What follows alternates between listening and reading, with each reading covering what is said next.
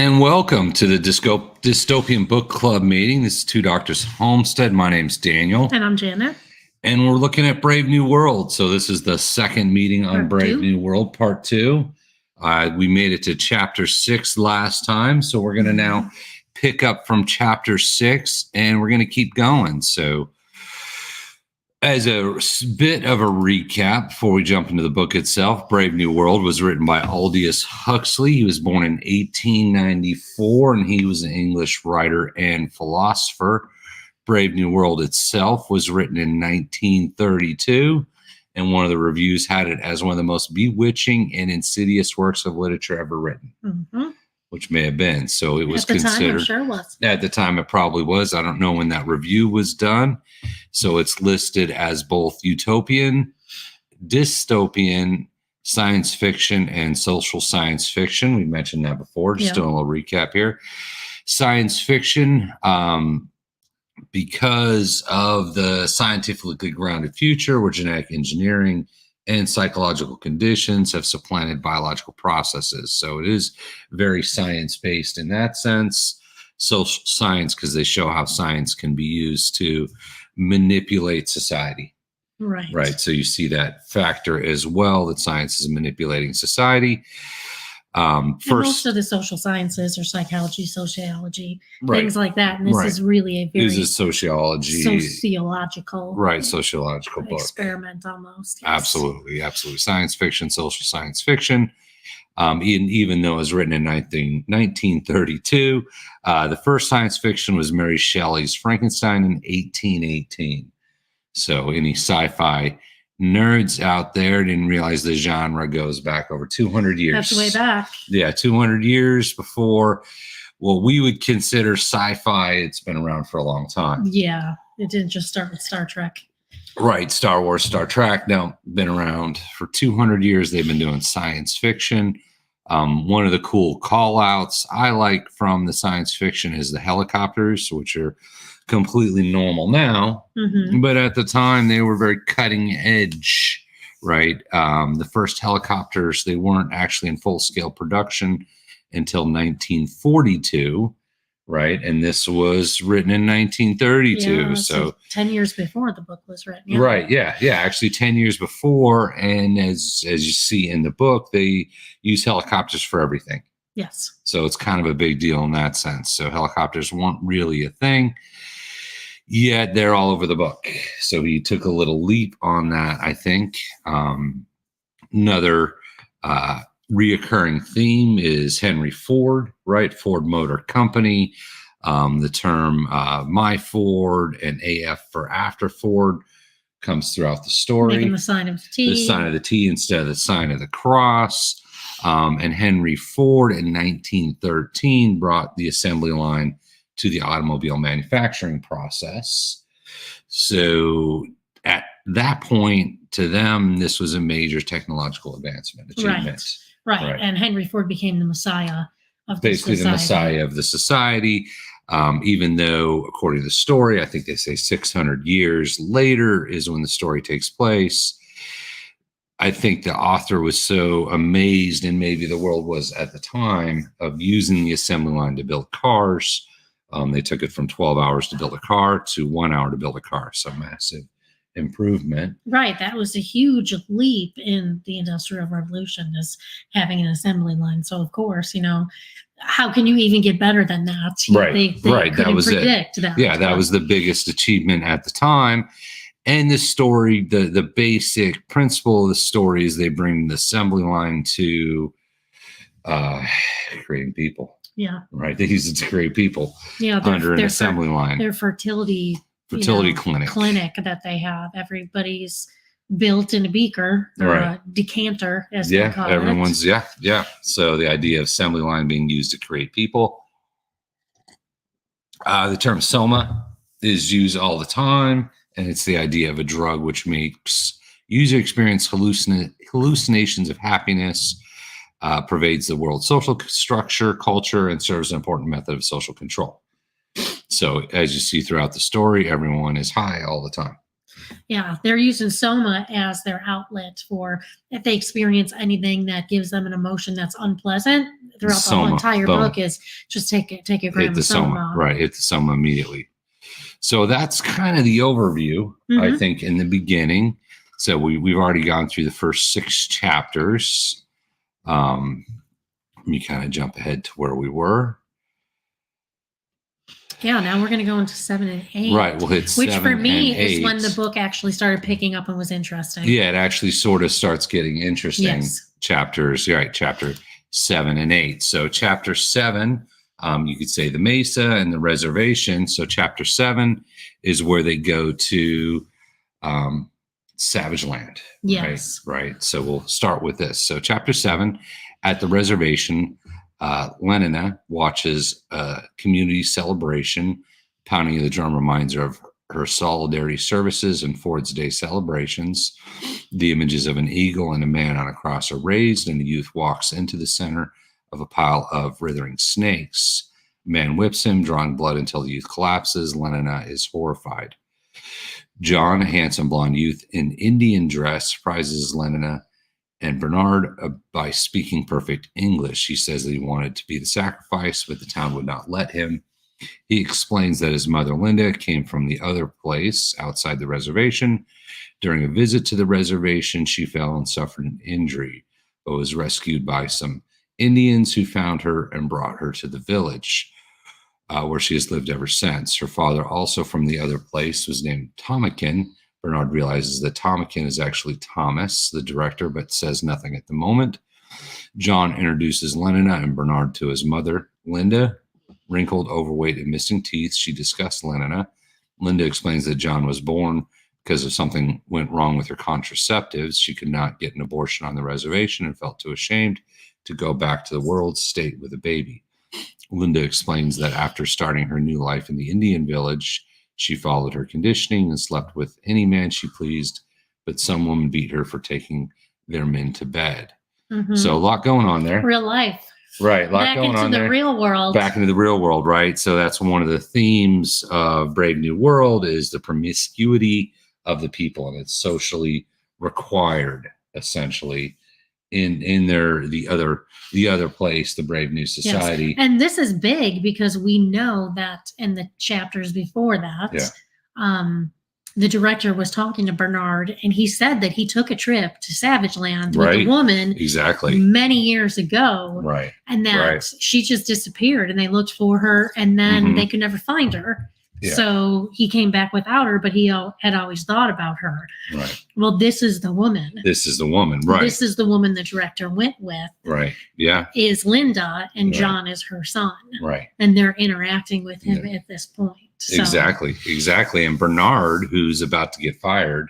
Yes, because the director doesn't like him. Because the director doesn't like him, realizes he can use this against his boss. Exactly. Right. Exactly. So Bernard's like, immediately thinking about blackmail at this point. It is, absolutely. I'm going to use this against my boss because this is going to embarrass my boss. Exactly. So I'm going to bring her home. And something interesting in here was that when they described Linda as, what was it at? Wrinkled, overweight, and missing teeth, and that disgusted Lenina. Yeah, because they're all taking vitamins and medicine and all this stuff to make themselves absolutely perfect. Right. And then they just poof and die.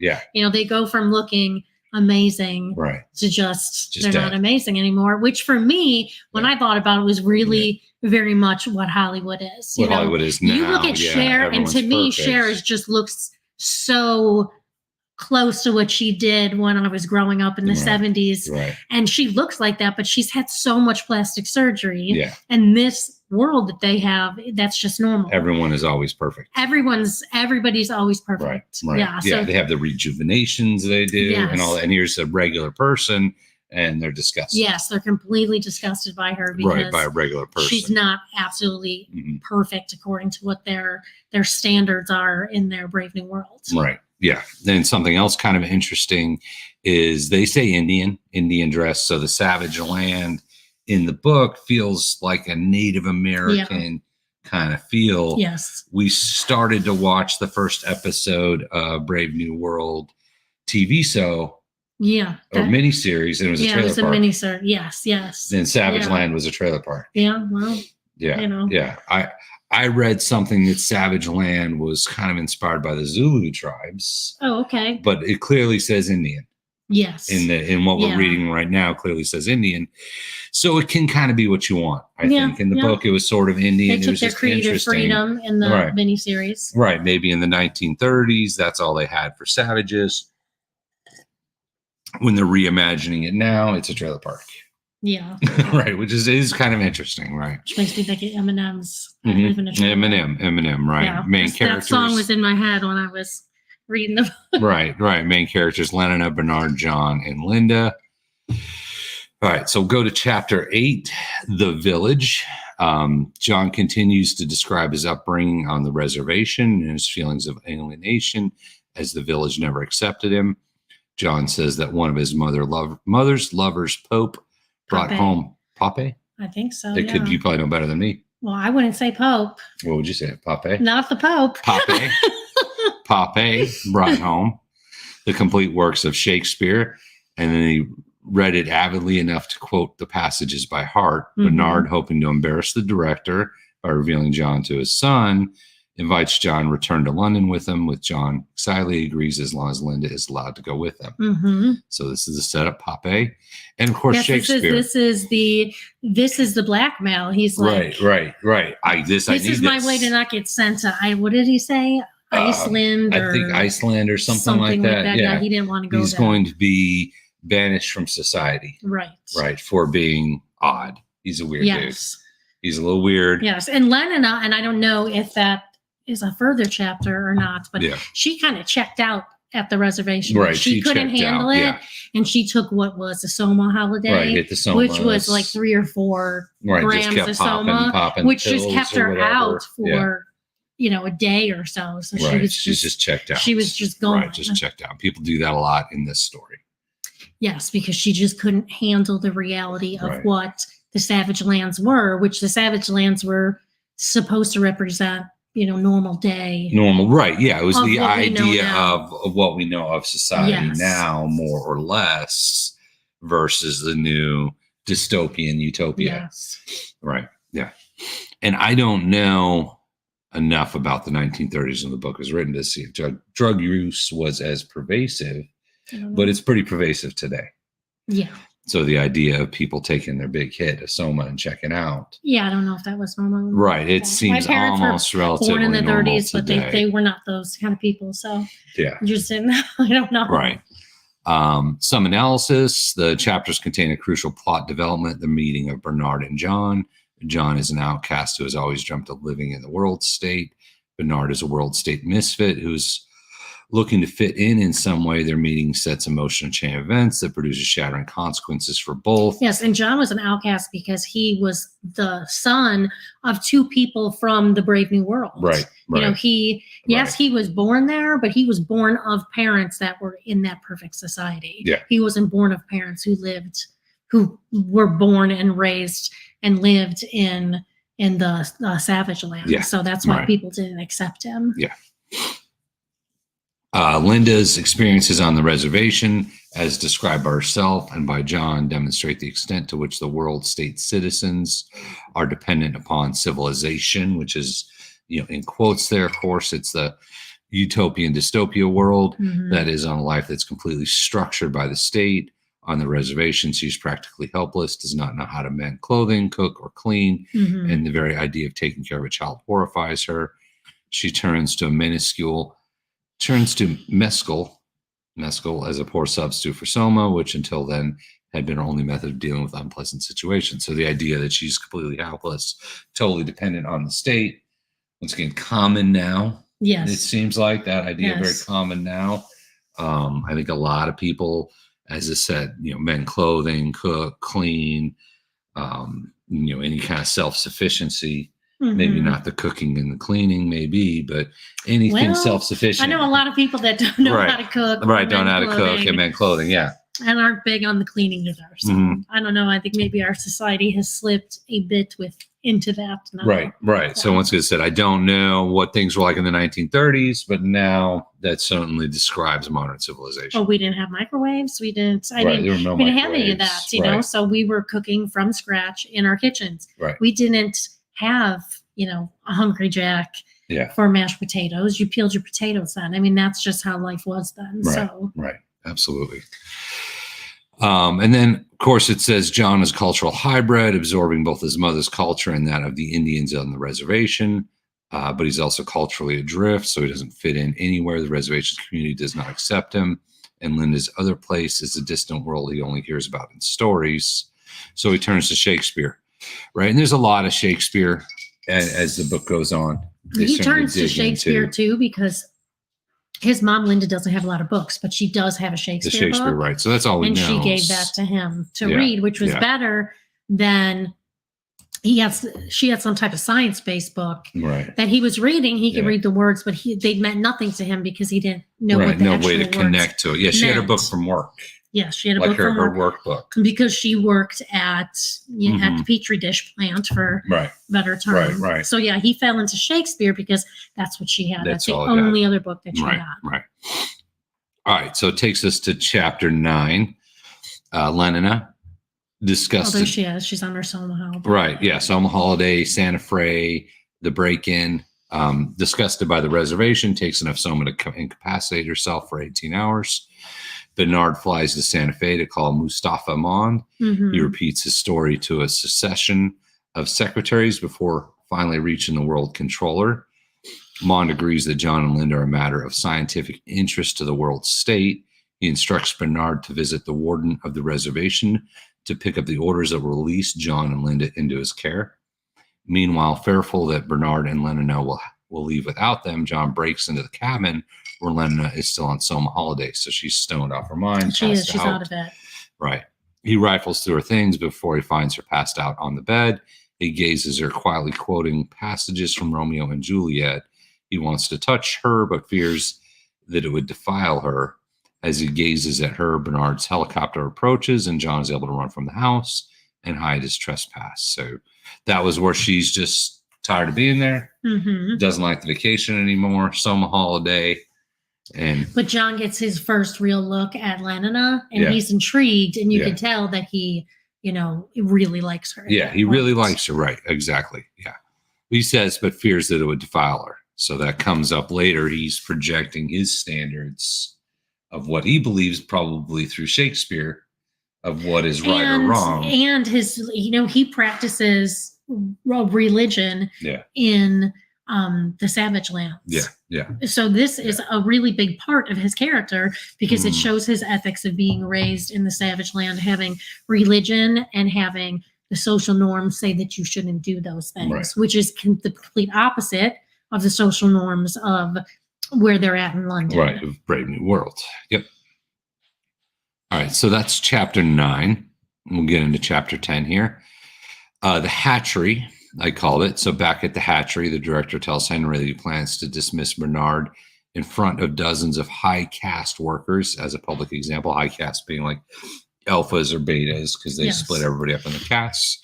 He explains that Bernard's unorthodox behavior threatens stability. Sacrificing one individual for the greater good of the society is no great loss since the hatchery can churn out dozens of new babies. Right. They don't care. Once again, they don't care. No one person really matters. They don't care. Right. When Bernard arrives, the director declares Bernard heretical,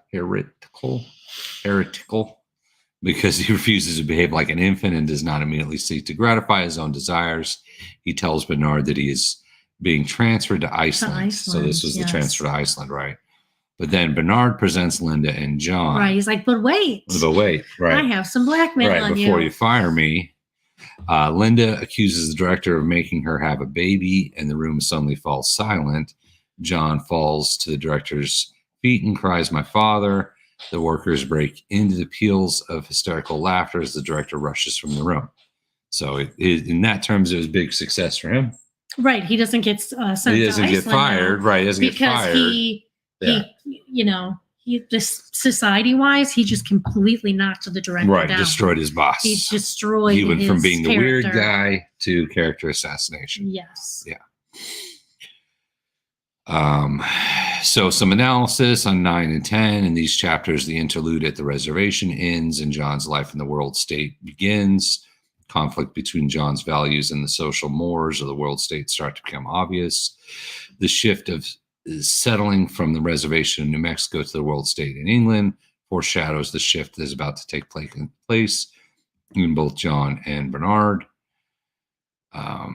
Let's see. John's character is revealed more fully in his confrontations with world state culture. His struggle to suppress his desire to touch Lenin demonstrates the moral code that he internalized from Shakespeare and from the savages on the reservation. A world state resident would have gone for instant gratification. John finds himself in the unenviable position of living in the world state without world state conditioning. So he just doesn't know how. He's attracted to Lenina, but his views on sex are so radically different from hers that conflict is inevitable. Let's see, a couple other notes. Lenina's role throughout this chapter is a passive one for the obvious reason that she's on summer holiday for most of it. Yeah, she's checked out the whole time. Yeah, going on summer holiday is her only way of dealing with the negative emotions aroused by the reservation. It's particularly ironic that she goes on summer holiday in the middle of what should have been a real holiday. Right. But I feel like that, at least modern world, is not entirely uncommon. Once again, don't know what that was like in 1930. So I don't know how much he was describing the world at the time, or was he just predicting, that this will be what the world will be like in the future. All right, we're getting chapter 11, John in the City and Ophelia. So the director resigns in disgrace, and Bernard is able to keep his job. John, known as the Savage, so that's his new name. Yes. In the utopian dystopia, he's known as the Savage. Right, and they just refer to him as the Savage for most of the rest of the book. Right, he's the Savage.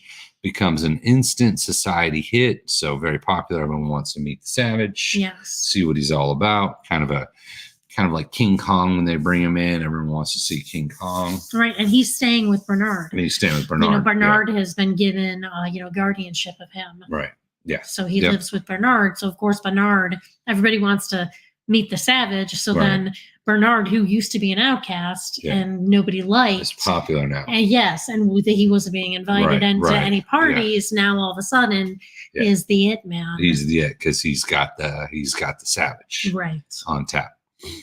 Linda takes Soma continually. That's the mom. She comes back. She can't deal with society or doesn't want to, even though she's finally home. Yes, she takes Soma, and she takes a lot of Soma. A lot of Soma. Like she is just checked out on Soma. Yeah. She at some point during the book takes so much Soma that it's above a dose that somebody would take to commit suicide in the book. Yeah. And yet she's still living. Right, because has the conditioning.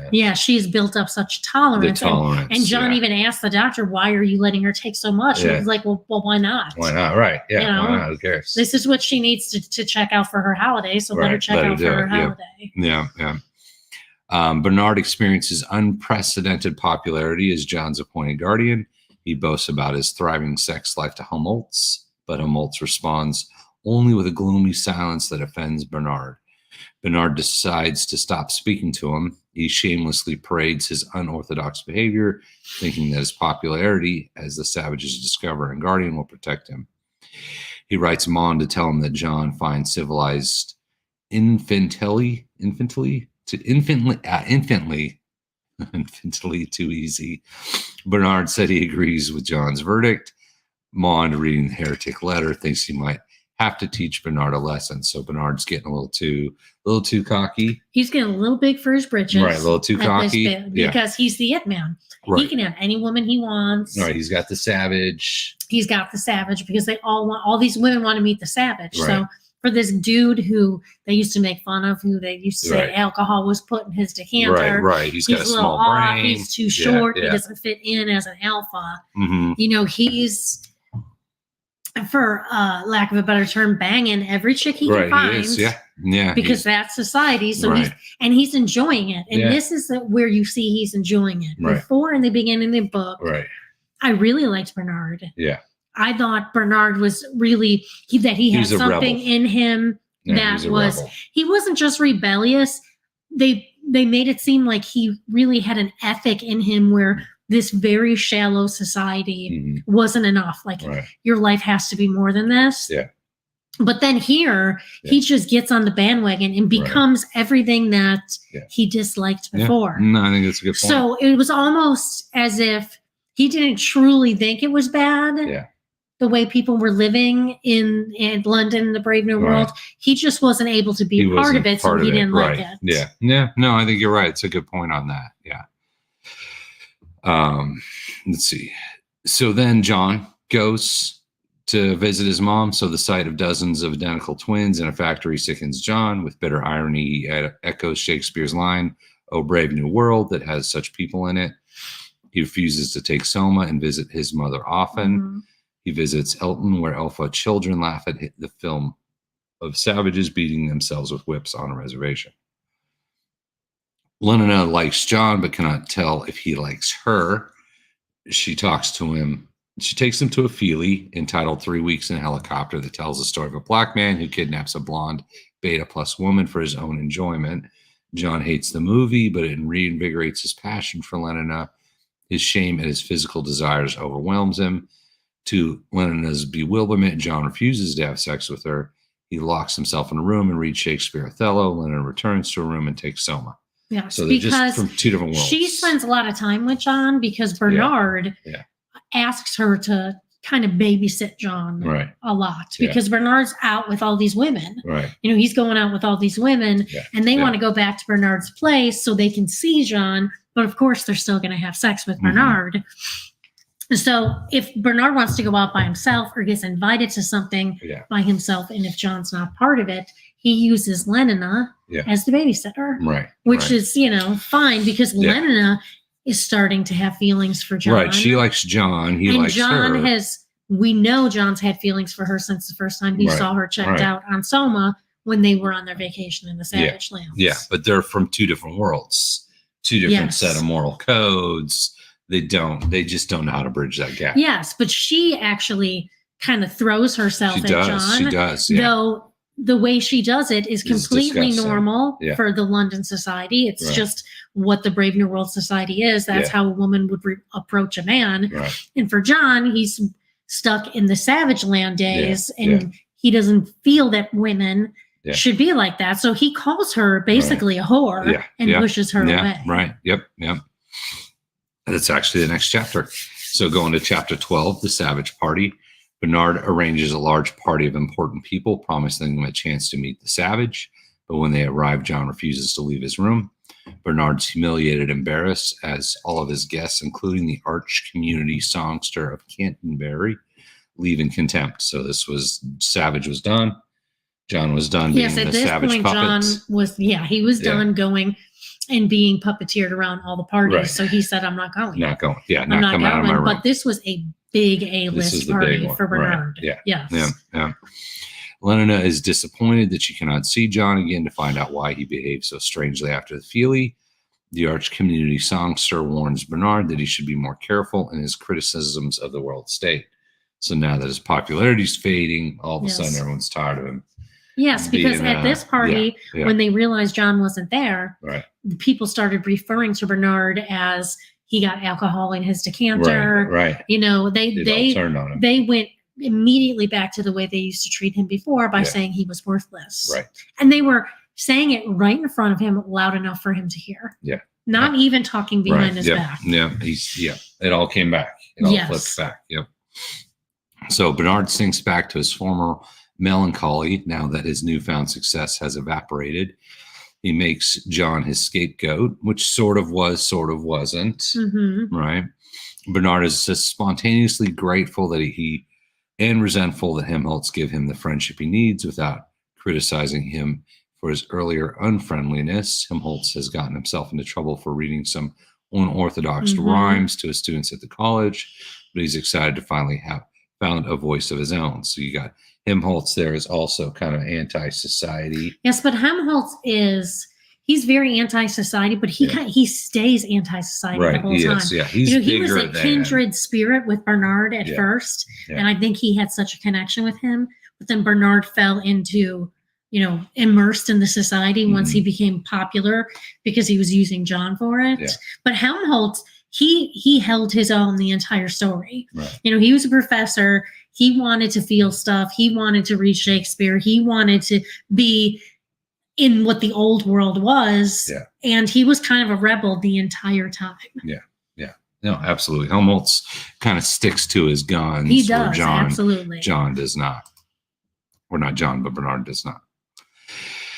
John and Helmholtz meet, and they take to one another right away. Bernard is jealous of their affection for one another and wishes he had never brought them together. He takes someone to escape his feelings. John reads passages from Shakespeare to Helmholtz.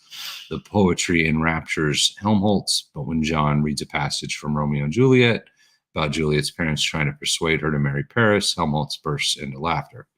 The absurdity of having a mother and father is not the only thing that he finds funny. The fact that anyone would make a fuss over which man a girl should have is even funnier. John locks his book away because Helmholtz's laughter insults and wounds him. So once again, it's two separate worlds coming together. Yes. Right. Yeah. Helmholtz, in the worlds he's in, wouldn't make any sense. Yeah. And in the world the way that John wants the world to be, is really where the problem is Linda, John's mom, she talked up London in the new world so much to John that it's something that he wished he could be in and looked forward to. But when he got there in the Brave New World, he was basically raised in a society that was based in religion and cultural norms that were, people should be kind to each other, and you should have a courtship of man to woman and people should be monogamous. So he had learned that, and that's what he believed. Yet he got into this world and his mom loved it so much. So he was you could tell he was torn. He wanted to love it, but he just kept going back to the... Right. It's not what he thought it was going to be. It is not. He's disappointed. It was oversold. So analysis, chapters 11, 12. In this section, John gets a thorough introduction to world state society, which for the most part disgusts him. He perceives the culture of the world state to be superficial, inhumane, and immoral. And I agree. Yeah. It really was. It was. And I think it was written to be that way, right? It's written as a warning. The faith of John's mother, Linda, demonstrate what Mustafa Mond meant in suggesting that truth and happiness are incompatible. But everyone but John is content to allow Linda to abuse Soma, even though they know it will kill her within a month or two.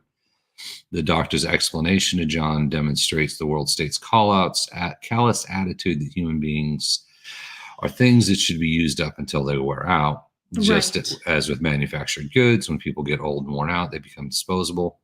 Linda goes on permanent Soma holiday, living out the short remainder of her life in a blissful haze of hallucinations and fantasies. Yeah, she's on the mega dose of Soma at this point. Yeah. Bernard's personal reasons for allowing Linda to come to Soma are even more unpleasant. Everyone in London clamors to see John, but they're equally determined not to see Linda. With Linda safely out of the way, Bernard is free to use John for his own purposes. So if Linda was there and John was there, no one would want to see Linda, because she's the sign of what growing old actually is. Yeah, she disgusts everyone. Right. No one wants to see someone actually grow old the real way, and that scares everybody. All right, so we'll keep going. Chapter 13, we're making good progress here. An old fling in the apartment. So Henry was the old fling of Lenina, invites Lenina to a feelie, but she declines, which I think is a big deal. It means that she's more serious about John. Yes, because she was really into Henry. She was into Henry, yeah. He was the old boyfriend. He was the boyfriend at the beginning that she got in trouble for seeing too much. Saw him too much, which is why she got pushed towards Bernard in the first place. Yep. So he noticed that she is upset and suggests she might need a violent passion surrogate, or VSP. Later, she complains to Fanny that she does not know what it is like to sleep with a savage. So obviously she's interested. Fanny warns her that it is unseemly to become obsessed over one man, and that she should find someone else to take her mind off of him. Lenina replies that she only wants John. Other men simply can't distract her. And once again, they're both into each other, but they're just too different. Right. Kind of thing. Lenina takes Soma and visits John, intending to seduce him. She remarks that he does not seem pleased to see her. John falls to his knees and begins quoting Shakespeare to express his adoration. He speaks about marriage and declares his love for her. She asks why he had not said anything if he wanted her all along. However, his talk about lifelong commitments and growing old together horrifies her. So they're just too different. Lena presses her body against his and begins to remove her clothes. John becomes furious and terrified. He calls her a whore and slaps her. She locks herself in the bathroom while John reenacts clean leaders discuss her tirade against womankind and biological generation. The phone rings and he answers it. Lena hears him and leaves the apartment. Right. Now, slapping her was very much 1930s. Yeah, you're hysterical. Right. Because I watch a lot of old movies, and that was very much it. Yeah. The woman was hysterical, and Cary Grant was just you like your old black and white movies. Her. Yeah. And this is basically a black and white movie as a book. Yes. Right. You're hysterical. Gives her a whack. Right. Gives her a whack. All right. So we keep going here. This is chapter 14, a couple left. Goodbyes at the hospital. So this is where John goes to see his mom. Yes, this is a tough chapter. It is, yeah. John hurries to the Park Lane Hospital for the dying. He whispers impatiently to a nurse that he wants to see his mother. Yes, because he gets called that his mom is at the end of her days. Right. His mom's going to pass. Blushing furiously at his use of the word mother, she leads him to Linda's bed. John sits next to her in tears, trying to remember the good times they had together. A troop of 8-year-old Bokanovsky boys gathers around Linda, asking why she is so fat and ugly. John angers the nurse when he strikes one particularly offensive child. She criticizes him for interfering with the children's death conditioning and leads them away. Yes, this is death conditioning day for the young kids. Right. And they come to just where all people are on their last days. Everyone's dying. Yeah. And hospice. This is hospice care. Right, it's hospice care. But this is hospice care with no pain and suffering. Yes, no pain and suffering, but no regard for the life that these people have lived. Right. Yeah. Because lives are meaningless to this society. Yeah. They think, why would you even bother caring that someone's going to die? They're just going to turn into phosphorus and whatever else they need to. Right. They're going to run the machine.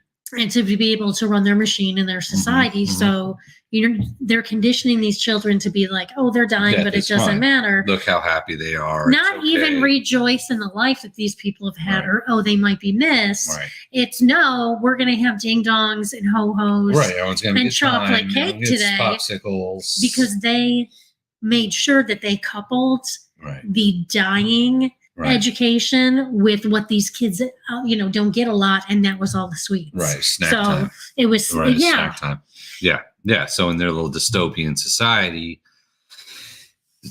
conditioning the children not only to not fear death, but to just not care. Yes, but this shows classical conditioning, like Pavlov. You ring the bell, you present food, the dog salivates. Right. Well, you take the kids, someone dies, you go eat a ho-ho, and everybody's happy. And that's what they're doing. Right, yeah. Yeah, it's psychological conditioning. Linda mistakes John for Pape. He shakes her angrily, I can't speak, demanding that she recognize him as her son. So she just doesn't know what's going on. Reminiscence of maybe Alzheimer's, but she's just stumped. Yeah, I mean, she's just stoned off her mind. She's just stumped. She says his name, starts to recite a hypnopathic phrase from her childhood, and then begins to choke. He rushes to the nurse to fit in grief to ask for help, but Linda is dead by the time they get to her ward, and they wouldn't do anything anyway. No, they didn't want to help. She's supposed to lay there until she dies. Right. John sobs uncontrollably while the nurse worries about the damage done to the children's death conditioning. Yes, because John's crying, and you're not supposed to cry over people when they die because they're meaningless. Right. So the nurse is furious with John because she thinks that him showing emotion for his mother who's passed is going to decondition all these kids and all these that are being trained months that not she's to care. Spent trying to get them to not care about death. Not care about death, yeah. She hands out chocolate eclairs to the Bokanovsky twins. One twin points to Linda's body and asks John, is she dead? John pushes him to the floor and rushes out of the ward. So yeah, it's a lot of social conditioning in there. It's this, dystopian, utopian society where all the children are raised by the state and they want to condition them not to care about death. Right. And not to have any feelings, because if you have any feelings creep up as you're an adult, that's what soma's for. Right. You take your soma, you drink your chocolate cake, and everything's good. Yes. Right. A lot of social conditioning. So chapter 15, outrage at the hospital. In the hospital vestibule, John encounters two Volkanovsky groups of Delta twins picking up their soma rations after their shift. With bitter irony, he recalls the lines, "How many goodly creatures are there? Oh, beauteous mankind is, oh, brave new world." With "oh, brave new world" echoing in his head, John cries out for them to stop taking the soma rations. He tells them that this is a poison meant to enslave them and asks them to choose freedom. The man distributing the soma calls Bernard at home. Helmholtz answers the phone and relays the news about John's statements to Bernard. They rush to the hospital together. So here John, having his revolution moment, making a scene. Yeah, he's causing a ruckus at this point. Making a ruckus there, telling people stop doing drugs, choose freedom. Choose freedom, and then starts throwing their drugs out the window. Throwing their drugs, which they weren't happy about. Yeah. The uncomprehending faces of Delta workers infuriate John. He throws the soma rations out a window. Deltas rush at him in fury. Helmholtz, who has just arrived, jumps in the fray to help defend John. So now they're fighting. Helmholtz gets in the fight. Yeah. Helps John. Bernard hesitates. He knows John Helmholtz might be killed if he doesn't help, but he's afraid of being killed while trying to help them. He feels shame at his indecision. So once again, kind of a cowardly character. Yes. Not a great hero. The police arrive spraying soma vapor and a powerful anesthetic. So they're just like, here's your drugs. Everybody's spraying the drugs. Yeah. Everyone happy, spray the drugs. Meanwhile, a recorded voice asks why the rioters are not happy together. Before long, the Deltas are crying, kissing one another, and apologizing. Their soma rations are quickly restored. The police ask Helmholtz and John to come quietly. Bernard tries to slip out the door and observe, but he's caught before he can escape. Right. He never helped. Didn't help. But they know that he's with him. He's there. Because he is the guardian of the savage, John. Right. So part he's of it stuck anyway. Yeah. Yeah, he's in trouble by association at this point. Absolutely. Because it was his job to keep John in line. And he didn't do it. It was his savage. Yeah, it was his savage. Yeah. And that once again, using the drugs to control population, basically. Exactly, yeah. Which is sort of a thing you hear about. Just keep doing your drugs. Yep. Chapter 16. So this is what I call Enter the Matrix. And I hadn't mentioned that before in the series here as we were making the videos, but you really have that moment of the controller, kind of the man behind the curtain, where Bernard, Helmholtz, and John go to Mond. It sort of gives that Matrix feel, even though Brave New World was made in the 1930s. Yes. It has, where they really talk about how society is structured and why they do things the way they do. It's kind of that behind the curtain. I wonder, though, when The Wizard of Oz came out. Little Wizard of the Oz, too. Because it's kind of the man behind the curtain. Right, kind of the man behind the curtain, but it really gives that Matrix feel. If you wrote The Matrix in 1930, you could end up with something like Brave New World. Yes. Because they explain how society is fake and manufactured, and the citizens are programmed to behave a certain way. Yeah. So it really is, I'd say, Enter the Matrix. It's that Matrix moment. The police leave Bernard, Helmholtz, and John in Mond's office. Mond arrives and says to John, "So you don't much like civilization, Mr. Savage." John concedes, but admits that he does like some things, such as the constant sound of music. Mond responds with a quote from Shakespeare, The Tempest. So Mond knows Shakespeare as well. Sometimes 1,000 twanging instruments will hum about my ears, and sometimes voices. John is pleasantly surprised to find that Mond has read Shakespeare. So here's Mond, a society controller. Yes. He knows all this stuff. He knows all this stuff because he's reading all this stuff to keep it away. To keep it away. Right, exactly. He's one of the ones molding society. Yes. But he knows all this stuff out there. That's why I say sort of that Matrix moment. That they don't want society. He has to know what they don't want society to know. Right, he knows all the stuff he knows everything we don't want you guys to know. And we already know Shakespeare's not going to work. Yes. Right, he already knows all that stuff. Mom points out that Shakespeare is a forbidden text. In response to John's questioning, he explains that such literature is banned for a number of reasons. In the first place, beautiful things such as great literature tend to last. Which begs to add the question of why did Linda have it in the first place? Yeah. Why did his mom, Linda, have this book? Maybe it was a Pape or something. Someone had it, right? I don't know if they may have explained. I don't know if she likes the world the new world so much. Right, where did the book come from? Why did she have a how'd they get the volume of Shakespeare? Right, which they shouldn't have been able to have. She shouldn't have, and she shouldn't have wanted her son to read it. It's a good point. No, that's a good point. People continue to like them even when they become quite old. A society based on consumerism, such as the world state, needs citizens who want new things. Newness is thus more important than intrinsic value, and high art must be suppressed to make room for the new. In the second place, the citizens of the world state would not be able to understand Shakespeare because the stories he writes are based on experiences and passions that do not exist in the world state. Grand struggles and overpowering emotions have been sacrificed in favor of social stability. That's why I say this is that Matrix moment. Not everyone is computerized, but very controlled and orchestrated in what you're allowed to think and what you're allowed to see. And we want to be good consumers, so you can't have old things. It's got to be new all the time. Right, because they say you shouldn't mend your stuff, just throw it away. Right, you just throw it away. Yeah, we need everyone to be good consumers, so everything's got to be disposable. We got to move on. You get rid of it. You move on. Throw it all away. Don't think thoughts you're not supposed to. Grand struggles are no good. And a little 1984 in there. Right, yeah. We don't want anyone raised to be heroes. None of that hero stuff. None of that emotional stuff, right? Instant gratification. Buy all new stuff. Instant happiness, instant gratification.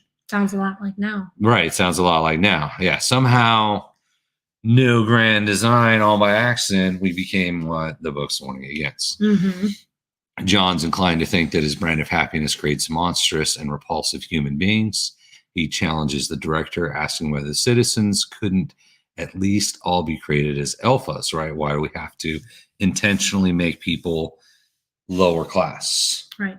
And they went out of their way to affect their intelligence, social condition them against reading. Exactly. Like, why do you have to why do we have to have a lower class? Right. And Mond explains it. Mond replies that the world state has to have citizens who will be happy performing the functions that they have been assigned. Since alphas are only happy doing alpha, i.e. intellectual work, the vast majority of the population actually has to be degraded and made stupid so they'll be happy with their place in life. He points out to an experiment in which an entire island was populated with alphas. The wholesale civil war quickly ensured because none of the citizens were happy with the distribution of tasks. So once again, you got to have in any society, they're flying around helicopters all the time. Yeah. You got to have people willing to make the helicopters. Yes. You got to have your garbage men. You got to have your waste treatment. You got to have all these people doing all these crappy jobs. That's how they explained it based on that one time that the island revolted of all alphas because they didn't think they had enough pay. Right. And they didn't like the work and they thought they were above it. Which at this point, when I was reading it, I completely disagree. We both have PhDs. I am more than happy digging out chicken poo. Oh, for sure. And hanging with my pigs and doing labored work, and that makes me happy. Yes. So the way he has it in this book is that anyone who has any semblance of intelligence has to sit around like a completely pompous donkey and just be too good to do anything that's below them. Be better than everybody. Yeah. All right. Although the world state is technotopia, meaning that it's made possible by technologies vastly more advanced than our own, Mon explains that even technology has to be kept under rigorous controls for a happy and stable society to be possible. So again, you got to control technology, mass censorship, or people will become unhappy, right? Past a certain point, even labor-saving technologies have had to be suppressed to maintain a balance between labor and leisure. Keeping citizens happy requires keeping them at work for a certain amount of time. Right, because they say that they could produce the food even faster by just synthetically making it. Right. But however, they need Epsilons to work the fields to keep them happy. So they grow their food in the fields, not because it's the most cost effective, because they need to. It's a job. It's a job. We've got to have jobs for people. People have to have jobs or they won't be happy. Right. That's what they say. Yeah. Science also had to be suppressed to create the happy and stable society. This is particularly ironic because world state citizens are taught to revere science as one of their most fundamental values. However, none of them, not even alphas such as Helmholtz and Bernard, actually possess any scientific training. So they really don't even know what science is, which is awesome because that's exactly where we're at now. Yeah. That's our society, somewhere between 1932 and 2024. That's exactly where everyone is science this, science that. Oh, science, science, science. No one even knows what science is. Everyone's an expert. Everyone's an expert on science. Expertly educated on it. Right. But no one knows what science. Everyone's a scientist, science expert. No one knows what it is. Right. And in the world state, Brave New World, Utopian Dystopia, same thing. Everyone loves science. No one knows what it is. Mon doesn't explain what it is, although he alludes to his own career as a young scientist who got himself into trouble by challenging conventional wisdom. One can infer that by science, Mon means the search for knowledge by means of the experimental method. Science cannot exist in the world state because the search for truth conflicts with happiness. This is very suggestive because it implies the entire society is somehow built upon lies, but he is tantalizingly unclear about what truths and what lies he's talking about. So once again, and that's a reoccurring theme, that you can't have truth and happiness, right? In their world state, you can't have science because people might discover things on their own, right? Mon tells Helmholtz and Bernard that they will be exiled. So this is either out. You guys are done. Yes. Right, you're out. Bernard begs and pleads with Mon to change his sentence. Yeah, because, Bernard's already, he's already made sure he wasn't exiled once. Right, he doesn't want to be because exiled. The director had wanted to exile him to Iceland. Right, he wants to be accepted in society. Yes. He just doesn't know how to fit in. Right. Right, is his problem. Bernard or Helmholtz, maybe not so much. All right, 3 men drag him away to sedate him with Soma. Mon says that Bernard does not know what exile is actually a reward. And that's what we're talking about. Bernard would be much happier in exile, right? He doesn't want to be part of society. We're going to kick him out. The islands are full of the most interesting people in the world, individuals who do not fit into the world state community. Mon tells Helmholtz that he almost envies him, right? Helmholtz asks why, if he's so envious, he did not choose exile when he was offered the choice. Mon explains that he prefers the work he does in managing the happiness of others. So once again, this is that Matrix moment. Sorry, you don't fit in. We're kicking you out of the Matrix. Right. It's your blue pill, red pill moment. Right. Blue pill, red pill. Like, no, you'll be much happier in exile on an island. Bernard would not be. Right. Because you said, Bernard he wants to be part of this society. Helmholtz, on the other hand, doesn't. Has shown that he really doesn't want to be. Right. So he would do well being exiled because they're exiling everybody to Iceland. So then it's a community of independent thinkers. Right. So then people can sit and think outside the box and not be told by the state what they have to believe. Exactly. Mon believes that the islands are a good thing to have around, since dissidents like Helmholtz and Bernard would probably have to be killed if they cannot be exiled. Yes, Helmholtz, if you would like to go to a tropical island, Helmholtz says that he would prefer an island with a bad climate, since that might help him write. He accepts one suggestion that he go to the Falkland Islands, and part of that was that he felt bad weather, being miserable would make him a better writer than going to Hawaii and sitting on the beach in the sun all the time. Right. Well, I did live in Chicago for a long time. Right. The struggle. There is a real struggle when it's 15 It's below. Nirvana. It's all the great bands that came out of Seattle in the 90s because it was cold and miserable. Yeah, and that's he what wants the struggle. He wants the struggle. He wants to experience a little pain. Right. He wants the struggle. I think we did our own analysis as we went there. All right. Chapter 17, Exit the Matrix. As Helmholtz leaves to check on Bernard, John and Mustafa Mon continue their philosophical argument, whereas their conversation in chapter 16 covered human experiences.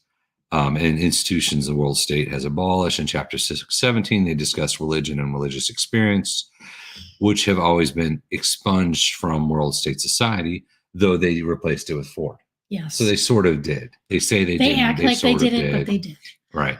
And it could have been Aldous Huxley writing the book, felt he was so irreverent by putting Ford in that was good enough. Right.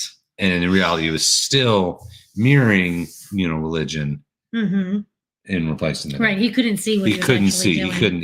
Yeah.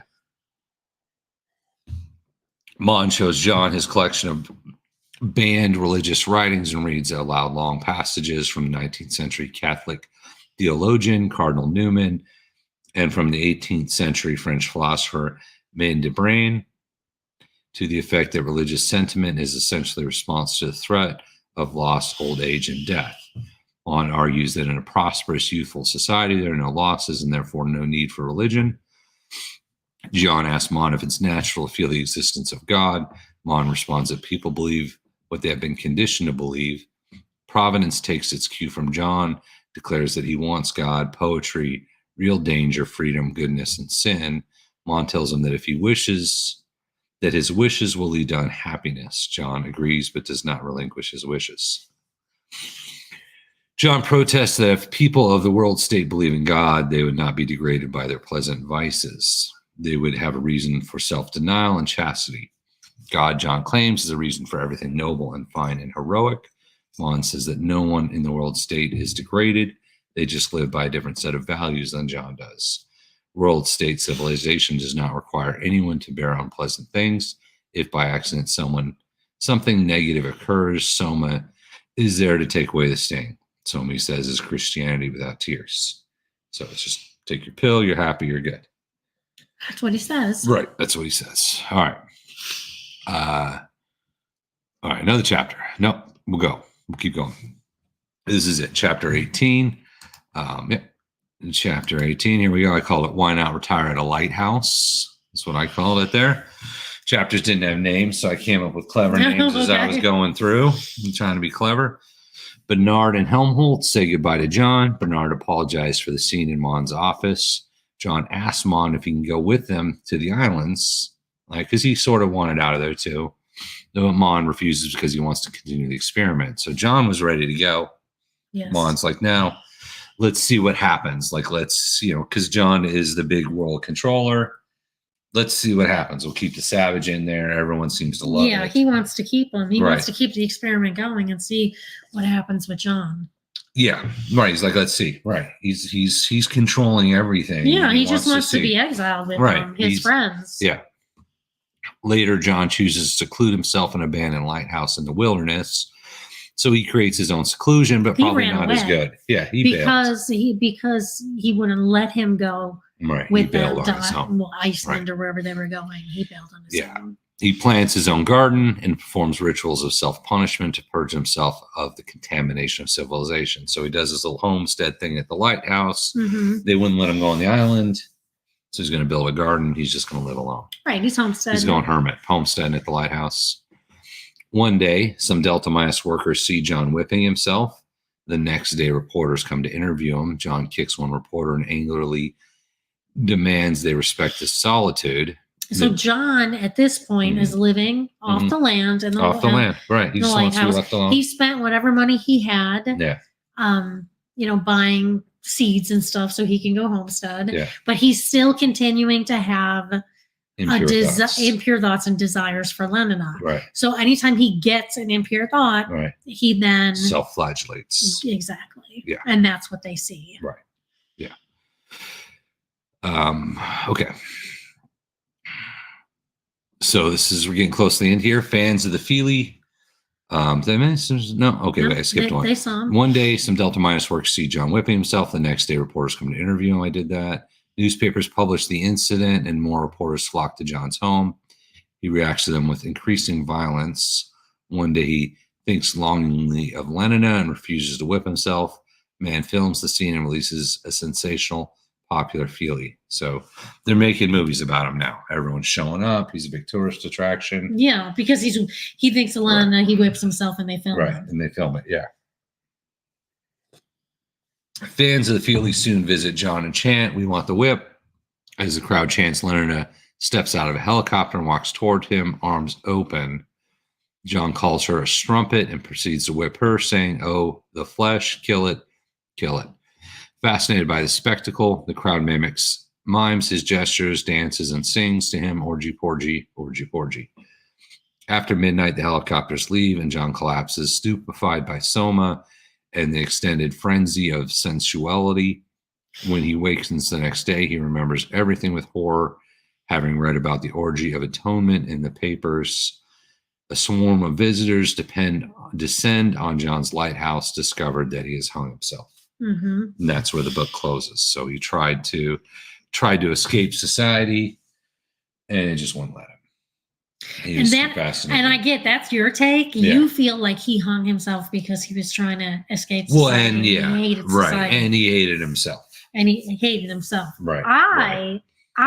What I took from the book is that John was whipping himself and whipped Lenina because she was there. Right. But then he woke up the next morning out of his soma stupor. Yeah. So obviously he consumed soma. Yeah. Right. Yeah. He consumed soma, which he didn't want to do. Which he did not want to do. And he remembered the horrors of the night before. So someone who's super religious, who's trying to fight his impure thoughts by whipping himself, goes into the lighthouse and hangs himself. Yeah. Well, if he had fought off those desires he had for Lenina, I think personally he would have just continued whipping himself. Right. But since he remembers the horrors of the night before and didn't, he slipped. I believe that he slipped. Yes, he slipped. And they sort of said that. Yeah. He participated in the orgy porgy. He had the soma. He likely had sex with Lenina. And there's no whipping yourself to fix that. Yeah. So the next step was to exit this life. Yeah. All right. But that's what I got out of it. I agree. And it's anybody's interpretation. I'm with you 100%. Yeah. No, absolutely. That was Brave New World. That was it.